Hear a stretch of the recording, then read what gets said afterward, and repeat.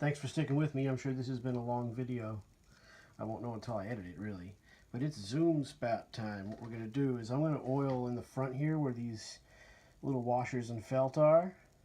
I'm going to get a bunch around here so that it's ample on there. And then I'm going to flip it over and oil from the back. And I'm going to oil it so that it drips all the way down and that we have good penetration of all sides of the axis of the bearing there. And then we're going to oil up the shaft on this side and then attach. That's the plan. I kind of want there to be some oil on this felt that's in there. I'm hoping that that will soak up a little bit in the front. Let that hang for a second and then we're going to flip it over. In the meantime, I'm going to be oiling the rotor just to get some on there. I really don't want to get oil all over the rotor, so I'm going to try and be careful with that. How'd that do? Seems to be some oil on there now. Flip him over. And I'm going to oil inside there. And what I like to do is I like to go around the outside of the bearing so that it drips all the way around in an orderly fashion. It takes a little extra to do that, but it's worth it.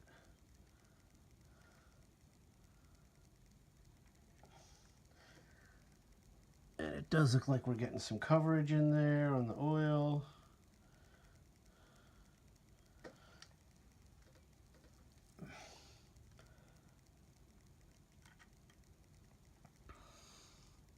All right, now we got some totality going on.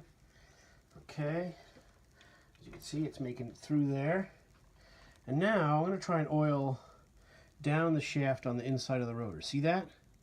Right there is where I'm going. You're not going to exactly be able to see that. The reason is because I don't want to get too much oil on the inside of the rotor. I want to try and keep the oil just on the shaft part. Easier said than done, but we're going to try.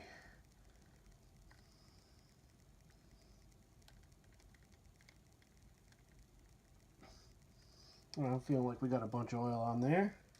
So now, let's put the two halves together, and in we go. It should just go in nice and easy, and there you go. We have a pretty banging spin down. Good, I like that. Leave it here for a second. Now we have our clips, okay, that we need to assemble this guy right here. And this is the order they go in. 1, 2, 3, 4. So we're going to try and get that together for you. Stick around. And that's why, Eric, where you at, bro? That's why you need a C-clip on the bottom, because that just comes right out of there. All right, stay tuned. I've decided to oil this felt here. See him? I don't really know how much oil should be on a felt, but I feel like a decent amount because this is going to just soak up oil from the other side. So we're going to put a little oil on that. We'll flip him over, give him a little more. Just because. There you go. I don't know if that's good practice, but it looks like it to me. Okay, final assembly of the rotor. We have our felty washer that was on first. And then our red fibery washer. See that? That goes on next. If we can do that correctly. That's why these are so handy. Okay. Now our metal washer with the little nub sticking out. See the nub? The nub. So nub goes out on said outer washer. And then C-clip. And this might be the hardest part to do, and you might not be able to see me do it. I'm going to try. I'm going to lay it down close to where it goes, if we can.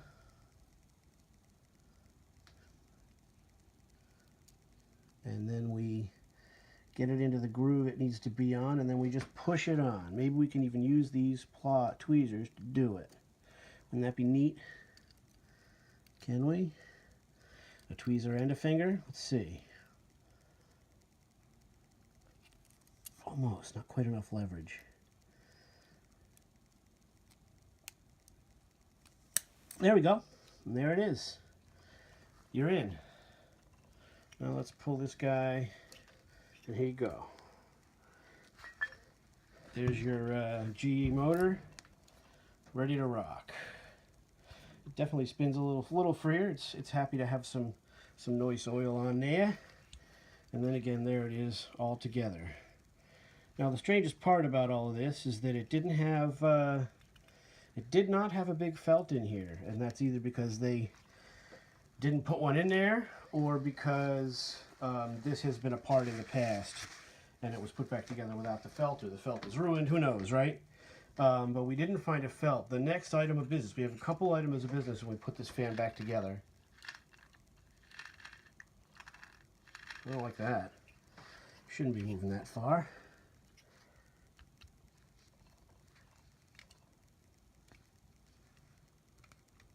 Why was it doing that? Made a weird sound when it was laying on its back like that. It must have been a part of the cord. Okay, we're not worried about it. It's gone now. It was rubbing on the cord. So the hardest part is going to be, definitely is going to be getting these back on. Once we bang them flat, we'll either be able to get them pressed back in by banging on them with the mallet, or we could use some sort of epoxy, maybe a heat-safe epoxy, a plumber's epoxy, something like that, around the outside. You know, just make yourself a little bead of it and roll it around and get it in there. And that would hold it, and then when you needed to get this off again, you could chip him up and you'd be good to go. We should be able to oil this fan through the opening. You know, maybe the best thing to do would be to make a felt for it so that there is something in there. That's probably how these are supposed to run. But that's interesting. So we got her all back together. It seems to spin really nicely. There's not too much in and out play. There's not a lot of play on the shaft up and down. The bearing seems to be nice. I really like that. I think that looks good. One more for good measure. Woohoo! It's not bad. All right, so there you go. This has probably been way too long a video. I hope you've enjoyed. This wasn't easy to do. The other part of the project will be to repair this switch that I broke taking the fan apart. I have a plan for that also. So stay tuned for the next couple of installments, final assembly, and all that kind of stuff. So thanks a lot for watching. I hope this is helpful to somebody out there.